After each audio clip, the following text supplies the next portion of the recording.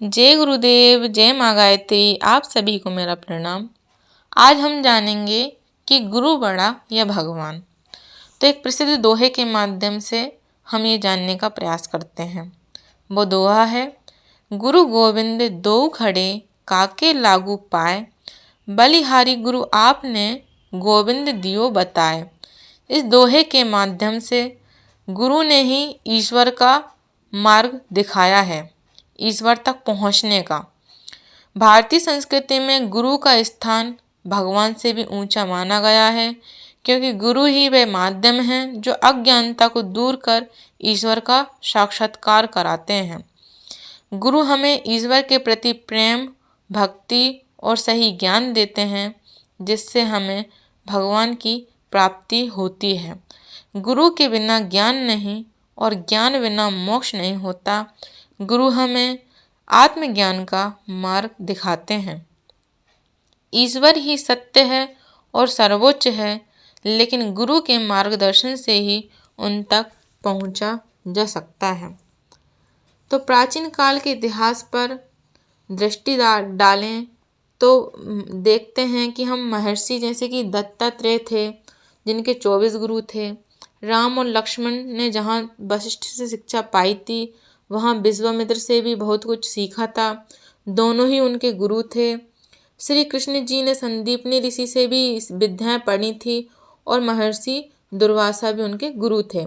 अर्जुन के गुरु द्रोणाचार्य भी थे और कृष्ण भी। इंद्र के गुरु बृहस्पति भी थे और नारद भी।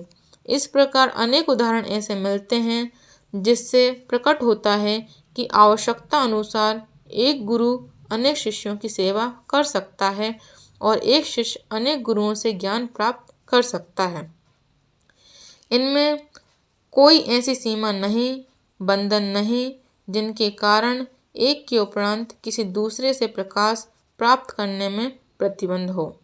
वैसे भी एक व्यक्ति के कई पुरोहित होते हैं, जैसे कि तीर्थ पुरोहित, ब्रह्म पुरोहित, ग्राम पुरोहित, कुल पुरोहित, राष्ट्र पुरोहित, दीक्षा पुरोहित इत्यादि। जिसे गायत्री साधना का पथ प्रदर्शन हेतु नियुक्त किया गया है, वह साधना पुरोहित या ब्रह्म पुरोहित होती है। ये सभी पुरोहित अपने अपने क्षेत्र, अवसर और कार्य में पूजन योग्य हैं। एक दूसरे के विरोधी नहीं, बल्कि ये पूरक हैं। 24 अक्षरों का गायत्री मंत्र सर्वप्रसिद्ध है और यही गुरु दीक्षा में दिया जाता है। गायत्री मंत्र गुरु के द्वारा दिया जाता है और ये केवल एक मंत्र है, गुरु मंत्र, जिसे हम गायत्री मंत्र बोलते हैं। इसे आजकल शिक्षित वर्ग के सभी लोग जानते हैं। फिर भी उपासना करनी है, साधना के अन्य लाभों को लेना है तो गुरुमुख होकर गायत्री दीक्षा लेनी चाहिए। वशिष्ठ और विश्वामित्र का शाप विमोचन करा के कीलित गायत्री का उत्कीलन करके साधना करनी चाहिए। गुरुमुख होकर गायत्री दीक्षा लेना एक संस्कार है, जिसमें उस दिन गुरु शिष्य दोनों को उपवास रखना पड़ता है। शिष्य चंदन, अक्षत, धूप, दीप, नैवेद्य, अन्न, वस्त्र, पात्र, दक्षिणा आदि से गुरु पूजन करता है। गुरु शिष्य को मंत्र देता है और पथ प्रदर्शन का भार अपने ऊपर ले लेता है। यानी कि गुरु शिष्य के जितने भी पथ में बाधाएं हैं, दुविधाएं हैं, जो भी भार है, वे गुरु अपने ऊपर ले लेता है। इस ग्रंथि बंधन के उपरांत अपने उपयुक्त साधना निश्चित करा के जो शिष्य श्रद्धापूर्वक आगे बढ़ते हैं, वे भगवती की कृपा से अपने अभिष्ट उद्देश्य को प्राप्त कर लेते हैं। जब से गायत्री की दीक्षा ली जाए, तब से लेकर जब तक पूर्ण सिद्ध न हो जाए, तब तक साधना गुरु को अपनी साधना के समय समीप रखना चाहिए।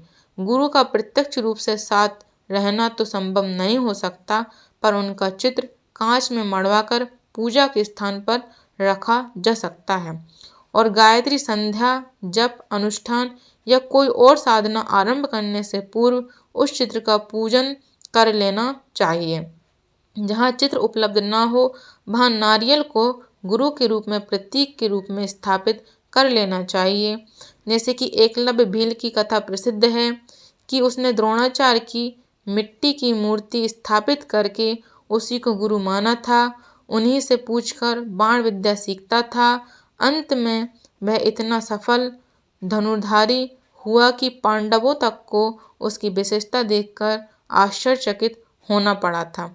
चित्र या नारियल के माध्यम से गुरु पूजा करके जो भी गायत्री साधना आरंभ की जाएगी वह साप मुक्त तथा उत्कीलित होगी। अब आप समझ ही गए होंगे कि गुरु की महिमा कितनी महान है। गुरु हमें अज्ञानता से ज्ञान की ओर और अंधकार से प्रकाश की ओर किस प्रकार ले जाते हैं। इसलिए हमारे जीवन में हमें गुरु दीक्षा अवश्य लेनी चाहिए।